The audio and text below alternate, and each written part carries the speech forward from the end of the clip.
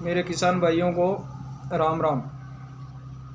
तो साथियों, किसान आंदोलन को आज लगभग 11 दिन हो गए हैं और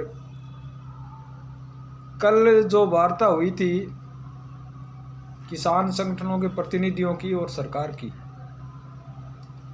तो उसके बाद एक बात जाहिर सी हो गई कि वर्तमान में जो इसका नेतृत्व कर रहे हैं किसान संगठनों के प्रतिनिधि, वो नहीं चाहते कि सरकार से वार्ता की जाए, क्योंकि वो वार्ता के लिए तैयार नहीं है। सिर्फ एक जिद पकड़ के बैठे हैं कि यस और नो, यानी या तो ये बिल वापस लो या फिर आंदोलन रखेंगे। तो दोस्तों, जो ये बिल है ये किसान हित में तो है, कुछ कमियां ज़रूर है इसमें, और हम चाहते थे कि इन कमियों का सुधार इस आंदोलन के माध्यम से हो। मगर जो ये जिन लोगों के हाथों में ये आंदोलन चला गया है, अनान मोला, योगेंद्र जैसे कम्युनिस्टों के हाथ में और कुछ खालिस्तानी तत्वों के हाथ में जो ये आंदोलन चला गया है, उसे लगता नहीं है कि इस आंदोलन का कोई लाभ किसानों को होगा। क्योंकि ये लोग जो आंदोलन कर रहे हैं मुश्किल से 3 या 4% किसानों का प्रतिनिधित्व करते हैं, जबकि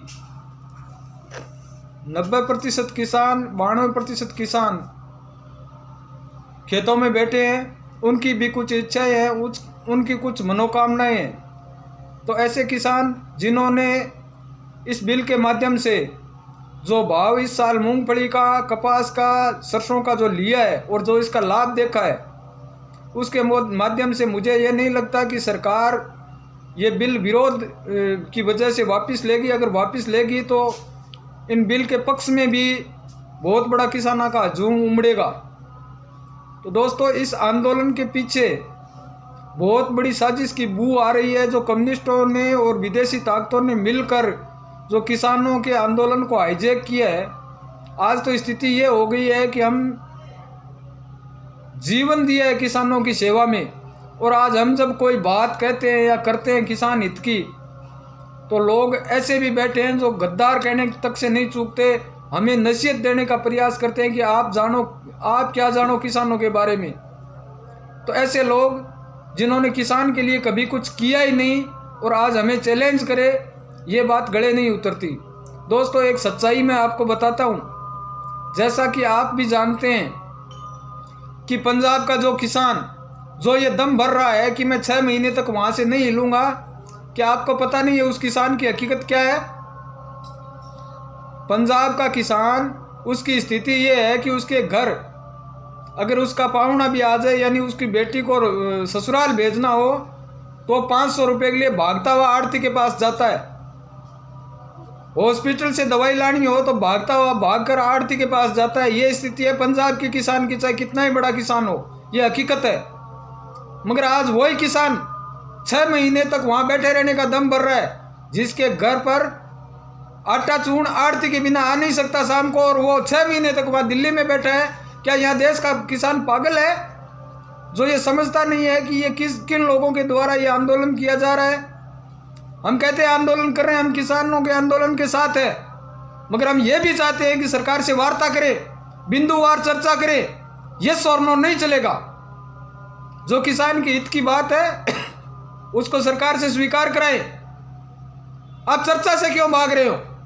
यस और नो नहीं चलेगा, चर्चा करो, और किसान के हित की जो बात है वो सुननी पड़ेगी। हम इस बिल को निरस्त करने के पक्ष में नहीं है, इसमें सुधार करने के पक्ष में जरूर है।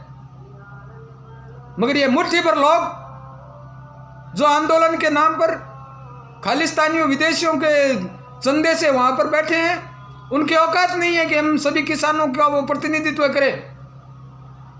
कोई किसान संगठन ये प्रतिनिधित्व नहीं करता कि मैं पूरे देश के किसानों का प्रतिनिधि हूं। इससे अच्छा है मैं सरकार से मांग करता हूं कि इनको बोल दिया जाए कि इन बिलों पर देश में रायशुमारी करा ली जाए। अगर इन बिलों को निरस्त करने के पक्ष में मतदान अधिक होता है तो बेशक इन बिलों को हटा दो, मगर मुट्ठी भर लोगों के दबाव में आकर के इस प्रकार का निर्णय लेने की कोई आवश्यकता नहीं है। चर्चा ही नहीं करना चाहते, यस और नो पे जवाब दे तो ऐसा नहीं चलेगा। धन्यवाद। जय श्री राम।